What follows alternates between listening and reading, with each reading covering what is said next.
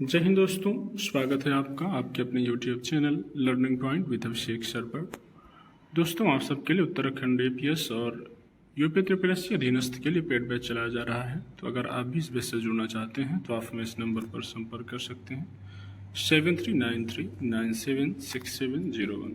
आप हमें इस नंबर पर व्हाट्सएप या टेलीग्राम पर मैसेज कर सकते हैं, बैच की इन्फॉर्मेशन ले सकते हैं और बैच से जुड़ सकते हैं। डिक्टेशन शुरू होगी 5 सेकेंड बाद।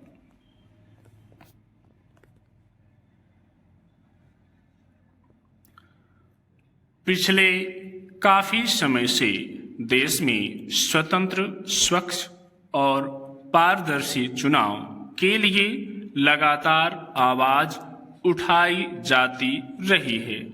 खास तौर पर EVM के जरिए मतदान और मतों की गिनती को लेकर कई बार संदेह जाहिर किए गए। ऐसे आरोप सामने आए कि इसमें तकनीकी गड़बड़ी के जरिए या मतगणना में हेर फेर करके नतीजे प्रभावित किए जाते हैं।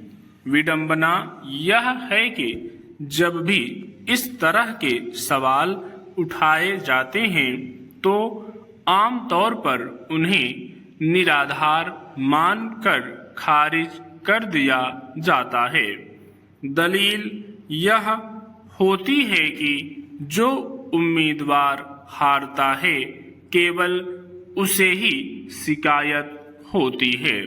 जरूरी नहीं कि ऐसे सभी आरोप सही साबित हों, मगर इसी बीच अगर कहीं से मतगणना और नतीजों में हेर फेर की कोई शिकायत हर स्तर की जांच पड़ताल के बाद अंतिम तौर पर सही पाई जाए तो ऐसे में समूची प्रणाली भी संदेह के घेरे में आती है। जाहिर है इसके बाद फिर नतीजे और उसके आधार पर बनी सरकारें भी कटघरे में होती हैं। गौरतलब है कि हरियाणा के पानीपत जिले के ग्राम पंचायत बुआना लखू में सन 2022 में हुए सरपंच के चुनाव के बाद जब नतीजों की घोषणा हुई तभी इस पर विवाद उठा था। वह मामला तब जिला अदालत से होते हुए आखिर सुप्रीम कोर्ट तक पहुंचा। ऐसी शिकायतें अब तक शायद ही किसी अंजाम तक पहुंची हों, मगर इस मामले में शीर्ष अदालत के फैसले ने पहली बार EVM से चुनाव और मतगणना पर उठने वाले सवालों को मजबूत आधार दिया है।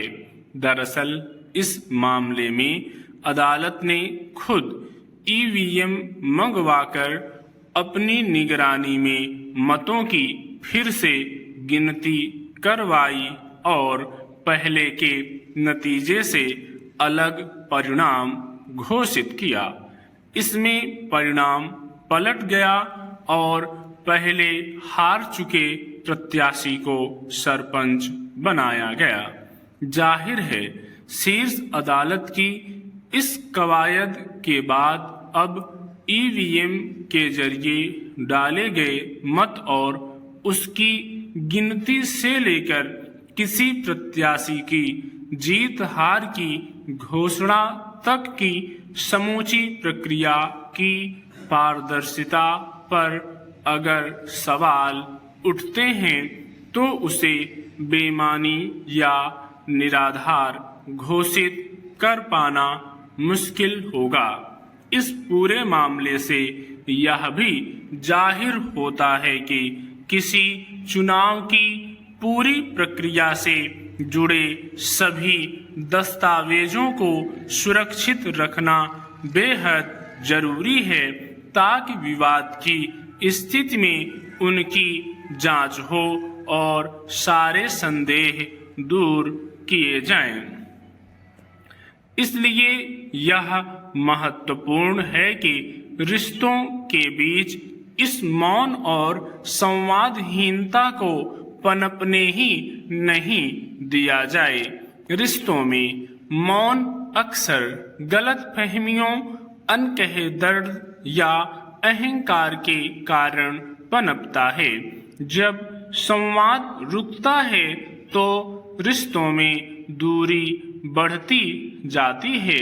संवादहीनता को दूर करने के लिए सबसे पहला कदम है धैर्य से सुनना, न केवल शब्दों को बल्कि भावनाओं को भी। स्टॉप।